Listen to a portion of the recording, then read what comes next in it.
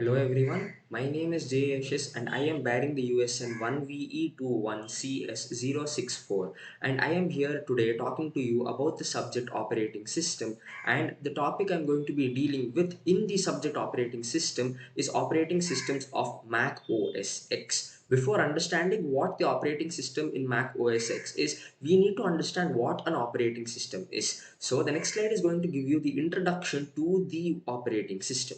So, what is an operating system? An operating system is a category of system software and basically manages all the resources of the computer. An operating system acts as an interface between the software and the different parts of the computer or the computer hardware as a whole. So, the operating system is designed in such a way that it can manage the overall resources and the operations of the computer. Following to the next slide.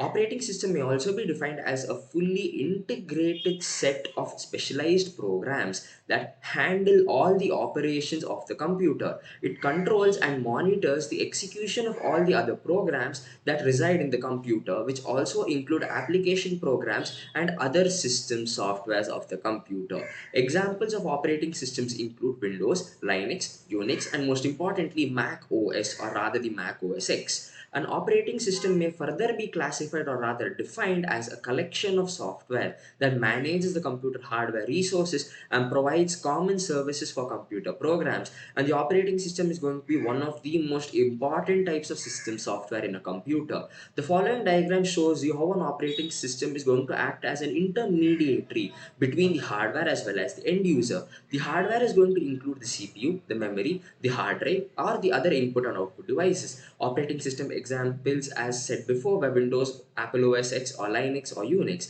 and the end user being us. Okay, moving on to the next slide. Types of operating system. Following are going to be the most popular types of operating system: batch operating systems, multitasking or time sharing operating systems, multiprocessing operating systems, real time operating systems, or in short known as RTOS, distributed operating systems, network operating systems, mobile operating systems, and the Mac OS or the Mac operating systems.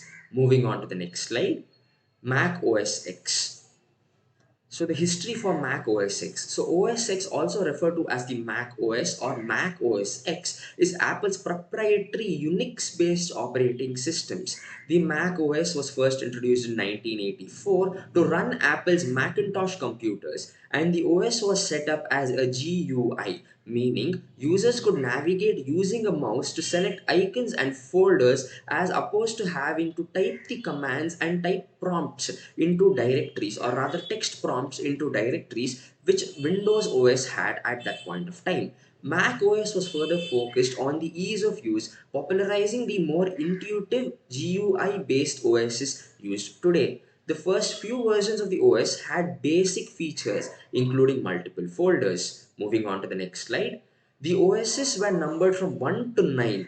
The ninth version of Mac OS, the Mac OS 9, was notable for improving support for airport wireless networking as well as better USB driver support. It also brought with its file encryption, which also provided developers with several features that would be found in the next major releases. As of October 2021, the current version of Mac OS is the Mac OS 12 Monterey. Released in 2001 as the successor to the Mac OS 9, OS X incorporates support for Unix based applications as well as for those written specifically for the Mac. Moving on to the next slide. The Mac OS computer operating system was used for Apple desktops and laptops and was a proprietary OS that powers every Mac. Mac was the first and the most widely known microkernel and was now forming a major component of the Mac OS X. The basic idea behind microkernel is to remove all the non-essential servers from the kernel, thus making the kernel as small and efficient as possible. The removed services are implemented as system applications. Most of the microkernel provide basic operations and memory management and message passing between other services. Benefits of microkernels are that system expansion can also be easier because it only involves adding more system applications but not rebuilding a newer kernel. And Mac OS performance is generally much more quicker and responsive due to the OS being optimized for the specific hardware. Apple releases a newer version of Mac OS approximately every year, so every time Mac OS is always up to date compared to the Windows versions. The following figure is going to show you the architecture, or rather the structure of the Mac OS X, which runs on the microkernel, where in this following figure the BSD stands for the Berkeley Standard Distribution, and the kernel environment as a whole is going to consist of the BSD and the Mac, and the other companion is the application environment and the common services. Moving on to the next slide. The features of the Mac OS X. So the Mac OS X offers numerous features and applications that enable different tasks for the end user. These include the following: media features. Users can watch, listen, as well as read content using applications like music, TV, podcast, books, and photos. Creativity based features. Applications such as Photos, GarageBand, and iMovie enable the user to view, edit, as well as create media as per the user's demand.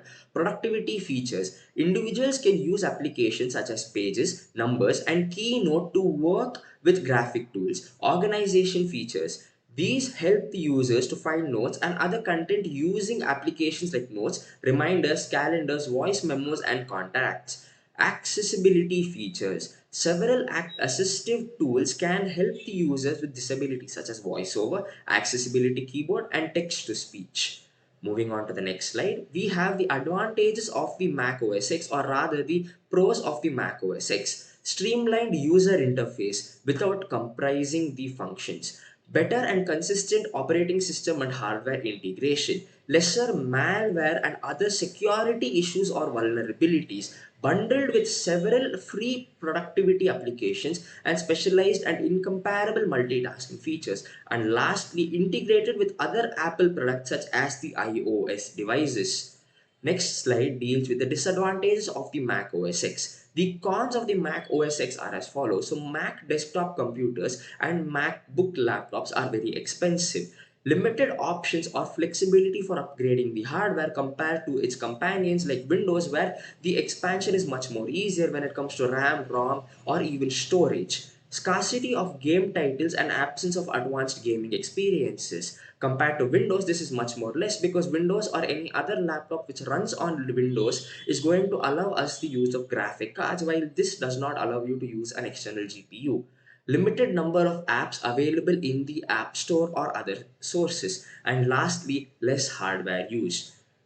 I hope that by watching this video, you have understood a lot about the introduction to the operating system, the types of operating systems, as well as the Mac OS, the advantages, disadvantages, and the features of the Mac OS X as a whole. Thank you for watching this video.